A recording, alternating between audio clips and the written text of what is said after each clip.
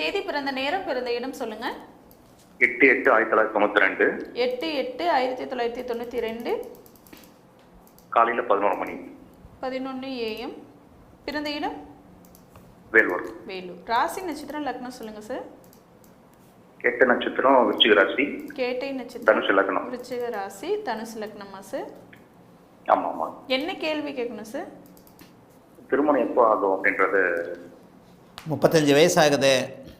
துலா லக்னமா? ஆமாங்க. துலா லக்னம். துலா லக்னத்திற்கு 7 8 மறைவு.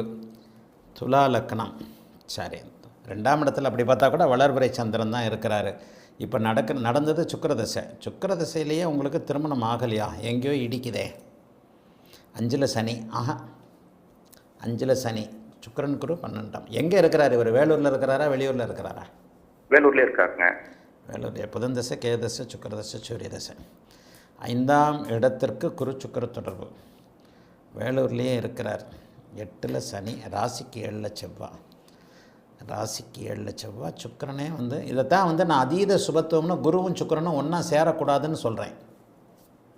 அதீத சுபத்துவம்னு இவர் 35 வயசு வரைக்கும் கல்யாணம் ஆகலைனாலே கொஞ்சம் லக்னம் தப்பாகும். 11 மணின்னு சுமாராக தான் சொல்கிறீங்க. இல்லைங்க, உங்ககிட்ட நேர்லேயே ஒரு முறை பார்த்துருக்கோம். அப்போ கூட நான் இதை தான் சொல்லியிருப்பேன். நீங்கள் என்ன தான் நேரில் பார்த்தாலும் இதே தான் சொல்லியிருப்பேன். கேளுங்க. நீங்கள் பார்த்தீங்களா, அவர் பார்த்தாரா? நான் தான் கூட வந்தேன். அப்போ இதே தான் சொல்லியிருப்பேன். நேரில்னா நான் 6 வருஷத்துக்கு முன்னாடி பார்த்துருப்பீங்க. நான் 6 வருஷமாக யாரையும் டைரெக்டாக பார்க்கல. 2019க்கு அப்புறம் நான் யாரையுமே டைரெக்டாக பார்க்குறதில்ல. ஆமாம். இந்த இடத்துல சுக்கிரதசை நடந்தும் அதீத சுபத்துவம்னு குரு சுக்கிரன் சேர்ந்தாலே ஏதாவது ஒரு வகையில் பாதிப்புகள் இருக்கும்ன்றதை சொல்கிறேன்.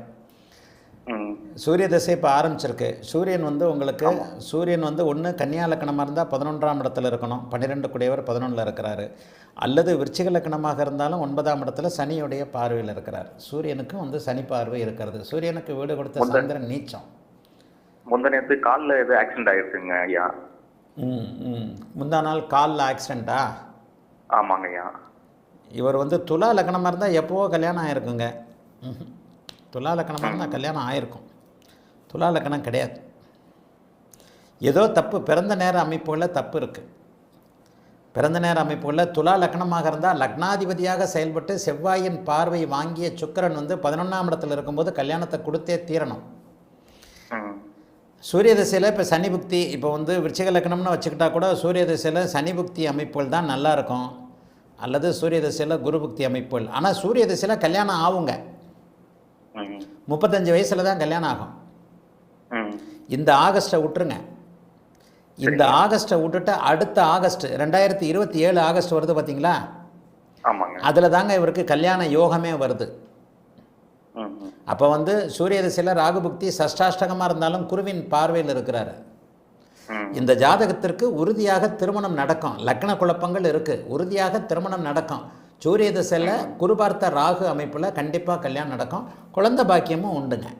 சூரிய தசை சனியின் பார்வையில் இருக்கிறனால தகப்பனை மட்டும் பாதிக்கும், வேறு எதையும் பாதிக்காது. தகப்பனை பாதிக்கும்னா அவ்வளோதான். அதுக்கப்புறம் எப்போ இறந்தார்? தகப்பனை பாதிக்கும்னா வெளிப்படையாக சொல்கிறேன்ல, அப்போ தகப்பனை பாதிச்சிருதுன்னு அர்த்தம் இல்லையா?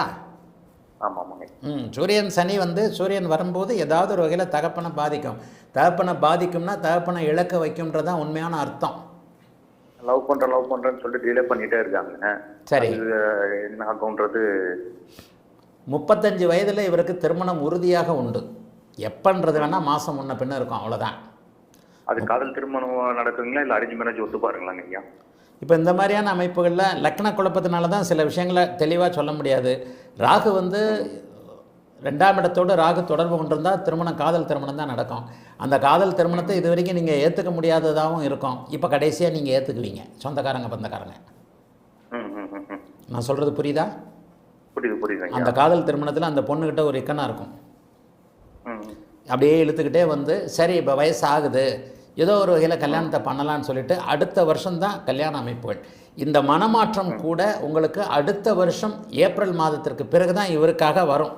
அதனால் சொந்த பந்தங்கள் எல்லாம் சேர்ந்து ஏதோ ஒரு வகையில், ஆனால் 35 வயசில் உறுதியாக கல்யாணம் ஆகும். என்ன இருந்தாலும் ராசிக்கு 7ல் ராகு, ராசிக்கு 2ல் ராகு, ராசிக்கு 7ல் செவ்வான்ற அமைப்பு 35 வயசில் அந்த தடையை தீர்க்கக்கூடிய அமைப்பு தான். சுக்கிரனும் குருவும் கெடாமல் இருக்கிறாங்க. சுக்கிரனுக்கும் குருவுக்கும் நேரடியான எந்த விதமான பாவ தொடர்பும் இல்லை. ஆகவே இவருக்கு கண்டிப்பாக உறுதியாக திருமணம் ஆகும்.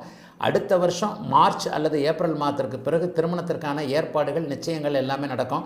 35 வயசில் ஆகஸ்ட்டில் 35 வயசு ஆரம்பிக்குது. ஆகஸ்ட் மாதத்திற்கு பிறகு எந்த நேரத்துலையும் கல்யாணம் ஆகும். வாழ்த்துக்கள், நல்லா இருப்பீங்க. அழைத்ததற்கு நன்றி ஐயா. வணக்கம் குருஜி நேரம்.